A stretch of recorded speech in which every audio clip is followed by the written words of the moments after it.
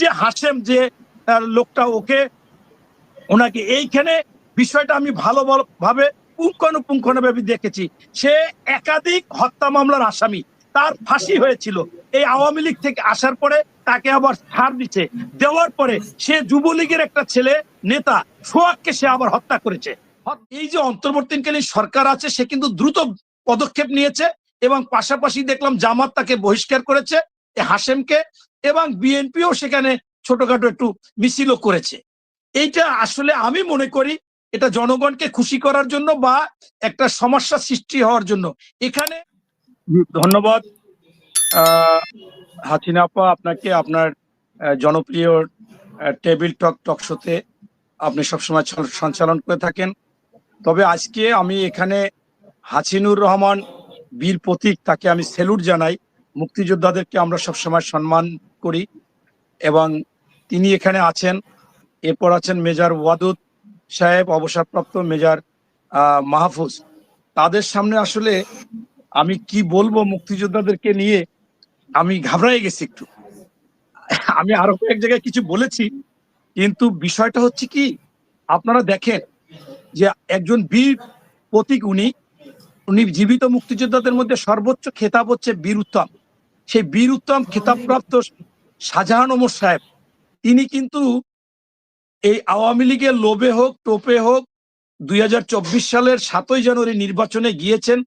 তাকে আপনার ওই এলাকায় তাকে মির্জাপুর হিসাবে নির্যাতন করেছে, মির্জাপুর হিসাবে তাকে ধরিয়ে দিয়েছে থানায়। তার কিন্তু সেই সর্বোচ্চ খেতাবপ্রাপ্ত মুক্তিযোদ্ধা, সেই মুক্তিযোদ্ধা কিন্তু এখানে আসেনি। আপনারা দেখেছিলেন যে আওয়ামী লীগ বারবার বলতো যে দেলোয়ার হোসেন সাঈদীকে আমরা আলেম হিসাবে বিচার করিনি। এটা বিচারের জায়গায় সে অপরাধী, সে আপনার রাষ্ট্রের যুদ্ধ অপরাধী তিনি, এবং সেই জন্য তাকে বিচার করা হয়েছে। সেইটা যদি হয় এবং যদি নাও হয়, আপনি হয়তোবা আবেগ বা সাধারণ দৃষ্টিতে বা সাদা চোখে আপনি বলতে পারবেন, বা মানসিকভাবে বা মানবিকভাবে আপনি বলতে পারবেন যে এরকম একজন মুক্তিযোদ্ধাকে এই কাজটা করেছে, এটা সঠিক হয় নাই, এরকম হয়েছে। এটা আসলে আর দলকে বা পরিধিকে আয়ত্তে নেওয়ার জন্য, অথবা এই যে অন্তর্বর্তীকালীন সরকার আছে সে কিন্তু দ্রুত পদক্ষেপ নিয়েছে এবং পাশাপাশি দেখলাম জামাত তাকে বহিষ্কার করেছে হাশেমকে, এবং বিএনপিও সেখানে ছোটখাটো একটু মিছিলও করেছে। এইটা আসলে আমি মনে করি এটা জনগণকে খুশি করার জন্য বা একটা সমস্যা সৃষ্টি হওয়ার জন্য। এখানে প্রথমে দেখতে হবে যদি সে অপরাধী হয় তাহলে অপরাধী হিসেবে তাকে দেখতে হবে। আমি যদি আপনাকে প্রশ্ন করি যে একজন মুক্তিযোদ্ধাকে কেউ আগে মেরেছে, এখন সেই জন্য সকল মুক্তিযোদ্ধাকে হত্যা করা হবে। আবার মনে করেন এই মুক্তিযোদ্ধাই খুব খারাপ কাজ করেছে, একটা মেয়েকে ধর্ষণ করেছে অথবা কারো বাড়ি লুট করেছে বা ডাকাতি করেছে, সে পেশাদার ডাকাত হয়ে গেছে, তাহলে কি এই ডাকাতি, এই ধর্ষণ এবং এই চুরি চামারি বা বাড়ি দখল এগুলো কি সকল মুক্তিযোদ্ধারা করেছে? করে নাই। অতএব আপনি সাদা চোখে বলতে পারেন যে এইটা একটা অপরাধ, এইটা আইন হাতে তুলে নিতে পারে না, কিন্তু পাশাপাশি আমাদের যিনি এখন প্রধান উপদেষ্টা ডক্টর মোহাম্মদ ইউনূস, তিনি প্রথম সাক্ষাৎকারে বলেছিল যে এই গণভবন এখানে ইট পর্যন্ত খুলে নিয়ে গেছে। ইট খুললে কি হবে, কি হয়, মানে এটা হচ্ছে যে উনি বলছে যে মানুষের এই 16 বছরের যে নির্যাতন, গুম খুন মামলা, এইটার এই রাগের এই ক্ষোভের বহিঃপ্রকাশ হচ্ছে এই গণভবনের ইট পর্যন্ত খুলে নিয়ে গেছে। এরপরে আপনার এই বঙ্গবন্ধুর বাড়ি যেটা জাদুঘর হিসেবে ছিল 32-এ, সেটা জ্বালিয়ে দিয়েছে। এরকম অনেক জায়গায় জ্বালিয়ে দিয়েছে। আমি দেখেছি যে ছেলেটা জ্বালিয়েছে সে ওখান থেকে কিছু নেয়, হয়তোবা অন্যরা নিয়েছে, তার ক্ষোভ ছিল, তাকে নির্যাতন করেছে। আমাকে মনে করেন 7 দিন নিয়ে রেখেছে আয়না ঘরে। আপনারা কিসের আয়নাঘর, কে নাম দিছে, আমি সেই লোকটাকে আসলে খুঁজতেছিলাম। বাথরুমের মধ্যে টর্চার 2 মাস 3 মাস 4 মাস রাখে, আর আপনি মনে করেন এইটার নাম দিছে আয়নাঘর। এইটা কোনো কথা? আমার কাছে কষ্টদায়ক যে কে দিল আয়নাঘর। সব জায়গায় টর্চার সেল ছিল। এরকম মনে করেন ছোট ছোট জায়গায় বসতে পারতাম না, এই শুইতে পারতাম না, এই খানা নাই, কত কষ্ট, শুধু আল্লাহ আল্লাহ করা, কোন সময় বাইরে আল্লাহ বাইরে পারবো কিনা, আর সেইটার নাম দিচ্ছে আয়নাঘর। তাই এই জন্য আমি বলতে চাচ্ছি যে এইটা মানুষের যে এই রাগের ক্ষোভের বহিঃপ্রকাশ, সেটা যদি আমাদের রাষ্ট্রপ্রধান নিজে বলে থাকে, সেইখানে তো আমি তো ছোট মানুষ। আপনি দেখেন এই যে হাসেম যে লোকটা, ওনাকে এইখানে বিষয়টা আমি ভালোভাবে পুঙ্খানুপুঙ্খানুভাবে দেখেছি। সে একাধিক হত্যা মামলার আসামি, তার ফাঁসি হয়েছিল। এই আওয়ামী লীগ থেকে আসার পরে তাকে আবার ছাড় দিচ্ছে, দেওয়ার পরে সে যুবলীগের একটা ছেলে নেতা সোহাগকে সে আবার হত্যা করেছে। হত্যা করার পরে তার নামে মামলা হয়েছে, সেখানে সে জেল খেটেছে। এরপর ওই এলাকায় কোনো বিদেশি কেউ আসলে তার নামে মামলা দিবে, বিএনপি জামাতের তকমা দিয়ে তুমি বিদেশে বসে এই কথা বলেছো, তার কাছে টাকা নিত। ঘর করলে, বাড়ি করলে, জায়গা করলে, তার ছেলে সহ বিপ্লব, তার ছেলে সেই ইউনিয়ন পরিষদ নির্বাচনও করেছিল, সেখানে রেলমন্ত্রীর আত্মীয় করেছিল, তার সাথে অনেক কিছু হয়েছে। সেইখানে মনে করেন এই বাপ বেটা মিলে ওই এলাকায় সন্ত্রাসী রাজত্ব কায়েম করেছে। উনি মুক্তিযোদ্ধার যে কমান্ডার ছিল, সেই কমান্ডার আপনার যে ভদ্রলোক ছিল, সেই কমান্ডারকে সে আপনার এই 2 বার শারীরিকভাবে নির্যাতন করেছেন। তার নাম হচ্ছে আপনার নাজির আহমেদ ভুইয়া, কমান্ডার। এবং ওনার চেয়ে যে বড় এই ভাই যে বীর প্রতীক পাইছে, উনি মনে হয় জানবে, অবশ্যই অন্য ভাইরাও জানবে যে উনি মুক্তিযোদ্ধার কমান্ডার। তাকে আপনার এই 2 বার লাঞ্ছিত করেছে।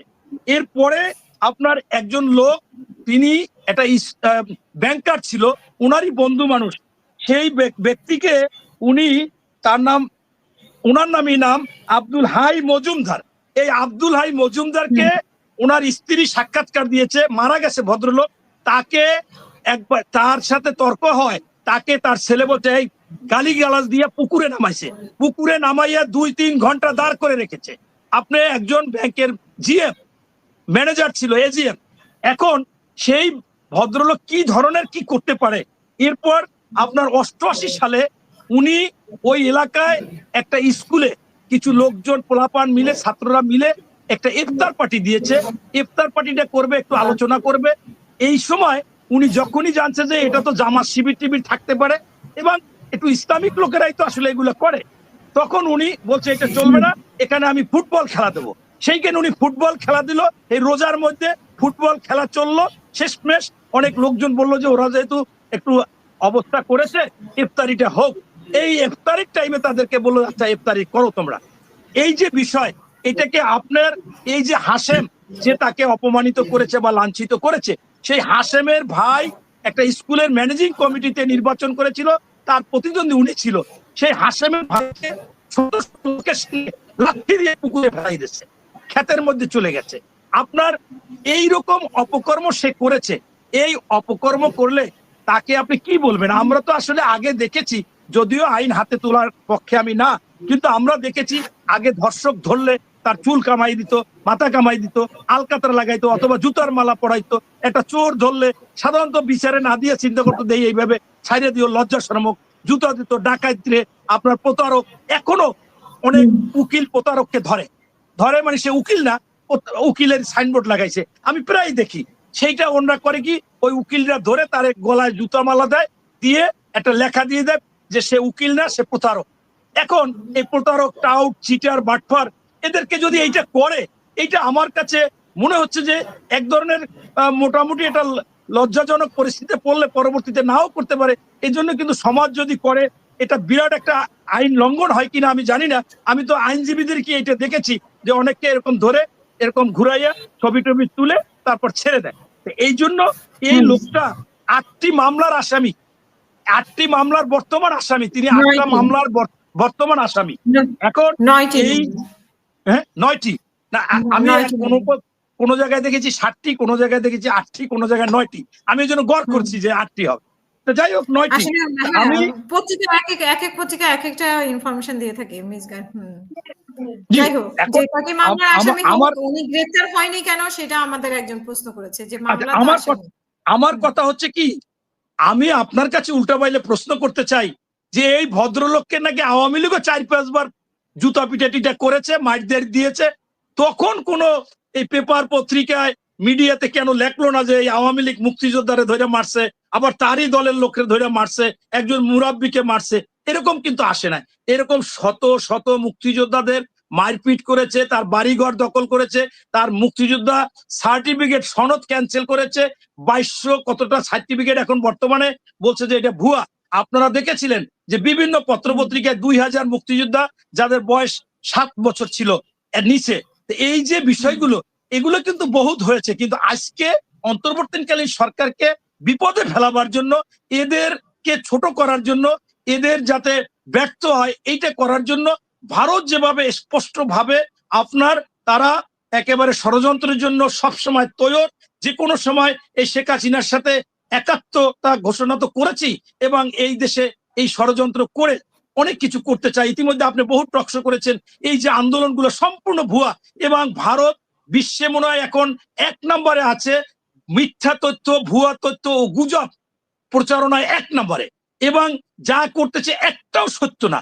আমি আজকে ওইখানে ভিডিও দেখলাম যে ভারতে ওই ময়ূক রঞ্জন যে সাংবাদিক মনে হয় মেয়াদোত্তীর্ণ গাঁজা বা ইয়াবা খেয়েছিল, দেখলাম দৌড়ায় লাভ দেয়, এই বাংলাদেশ চলে যাবে, এই চলে গেছে, তার বাড়িতে ভাঙচুর করেছে, শুভেন্দ্র অধিকারীকে গালিগালাজ দিচ্ছে যে আমার দেশের পেঁয়াজ নষ্ট হয়ে যাচ্ছে আমার। তারপরেও রাষ্ট্রীয়ভাবে এই মোদি শেখ হাসিনাকে শুধুমাত্র আবারও ক্ষমতায় দেখতে চায়, আবারও আনার জন্য বাংলাদেশে বিভিন্ন রকমের ষড়যন্ত্র করেই যাচ্ছে।